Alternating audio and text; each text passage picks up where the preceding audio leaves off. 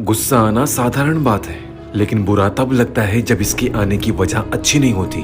अगर आपको बात बात पे गुस्सा आ रहा है तो आप बस इतना समझ लीजिए कि आपके साथ कुछ ऐसा हो रहा है जो आपको बिल्कुल भी पसंद नहीं है। और ऐसी बातों की वजह फैमिली मेंबर हो सकते हैं, फ्रेंडशिप हो सकता है, या आपका कोई पार्टनर भी हो सकता है। लेकिन एक बात तो ये है कि आप इन तीनों लोगों में से किसी के साथ भी मिसबिहेव नहीं कर सकते। और ये सिर्फ आपकी नहीं, हम सभी की प्रॉब्लम है कि अक्सर लोग वही बातें करते हैं जिससे हम परेशान होते हैं, हम दुखी होते हैं। तो दोस्तों, मैं आज आपसे कुछ ऐसी बातें करने वाला हूँ जिससे आप अपना गुस्सा कंट्रोल कर पाएंगे, और उन बातों को समझ के आप ये समझ पाएंगे कि हमें गुस्से का सही इस्तेमाल कैसे करना है। क्योंकि सिंपल सी बात है दोस्तों, जब हमें गुस्सा आता है तो हम कुछ समझ नहीं पाते और हम कुछ ऐसा कर जाते हैं, हमें बाद में चल के बहुत अफसोस और बहुत पछतावा होता है। क्योंकि गुस्से में किया गया कोई भी काम या लिया गया कोई भी फैसला हमेशा गलत होता है। और ये मैं नहीं कह रहा, ये महान संतों ने और बड़े विद्वानों ने सिद्ध किया है। दोस्तों, गुस्सा आपके लिए नुकसानदेह है तो फायदेमंद भी है,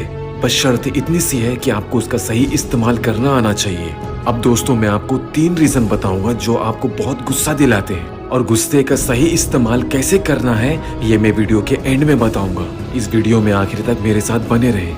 दोस्तों, पहला और सबसे बड़ा रीजन ये होता है हमें गुस्सा दिलाने का कि जब कोई हमें या हमारी बातों को समझना नहीं चाहता। अगर वो समझ नहीं पा रहा है तो वो बात अलग है, लेकिन हमें उनकी ये बातें फ्रस्ट्रेट कर देती हैं कि वो हमें समझना ही नहीं चाहते या हमारी बातें सुनना ही नहीं चाहते। ऐसे लोग हमारी जिंदगी में ज्यादातर होते हैं जो सिर्फ हमें परेशान करने के लिए, हमें फ्रस्ट्रेट करने के लिए हमारे आसपास किसी न किसी शक्ल में, किसी न किसी बहाने से आ ही जाते हैं, क्योंकि उन्हें पता है कि हम इन बातों से गुस्सा होते हैं या चिढ़ते हैं, और वो ऐसा जानबूझ के करते हैं। तो दोस्तों, पहला पॉइंट आप नोट कर लो।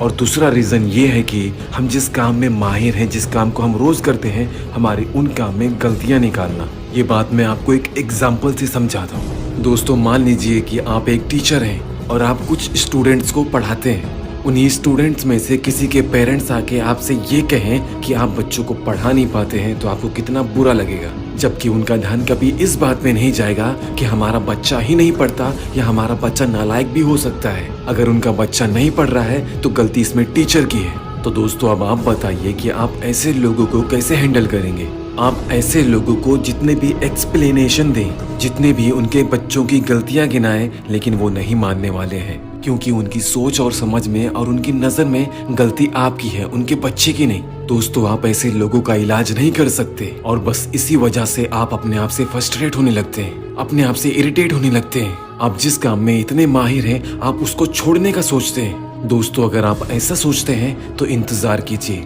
मैं अभी आपको बताता हूँ कि आपको करना क्या है, इस सिचुएशन को आपको हैंडल करना कैसे है। और दोस्तों, अब तीसरा और सबसे बड़ा रीजन गुस्सा आने का ये है, दूसरों को तो छोड़ दो, आप खुद भी अपना सपोर्ट नहीं करते, और आप जब अपने आप को हेल्पलेस और सेल्फलेस पाते हैं तो आप अपनी जिंदगी पे गुस्सा करते हैं, सोचते हो ऐसी जिंदगी से मर जाना बेहतर है। दोस्तों, आपके साथ सिर्फ ऐसा होता है कि आप एक बेहतर फैसला और बेहतर डिसीजन नहीं ले पाते।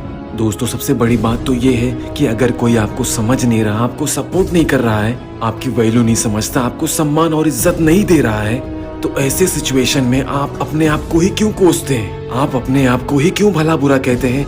आप अपनी जिंदगी से क्यों छुटकारा पाना चाहते हैं, जबकि आपके पास दूसरा ऑप्शन है, और वो इन बुरी चीजों से बेटर ऑप्शन है, और वो ऑप्शन है अपने आप में बदलाव लाना। अपने आप को कोसना नहीं, अपने आप को सलाह देना, अपने आप को भला बुरा कहना नहीं, अपने आप को समझाना। जो भी गलतियां आपसे होती हैं या हो रही हैं, उनमें बदलाव लाना, उनमें चेंजेस लाना, और अपनी जिंदगी को खत्म करने का सोचने के बजाय अपने आप का सपोर्ट करके एक नई शुरुआत कर सकते हो।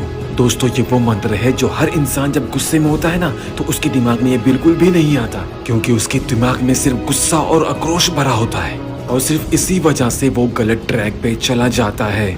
अब दोस्तों, रहा सवाल गुस्से का सही तरीके से इस्तेमाल करने का। दोस्तों, आप मेरी बात ध्यान से सुनिए। जब कोई इंसान आपको धोखा देता है, दिल तोड़ता है, आप उससे हमेशा के लिए मुंह मोड़ लेते हैं, उसको कभी देखना पसंद भी नहीं करते और कभी बात भी नहीं करते। दोस्तों, आप जरा सोचिए, जब आप गुस्से में आके इतने बड़े फैसले कर सकते हैं और उस पर अमल भी कर सकते हैं, तो आप बताइए, आप इसी गुस्से का इस्तेमाल करके अपने आप को जिंदगी में आगे बढ़ने के लिए नहीं उकसा सकते? जब कोई आपको नीचा दिखाता है, आपको जलील करता है, बेइज्जत करता है, आप उसको उस वक्त बहुत कुछ बोलना चाहते हैं लेकिन बोल नहीं पाते हैं अपनी हालात की वजह से। तो आप अपने इसी गुस्से का सही इस्तेमाल करके उसकी औकात दिखा नहीं सकते।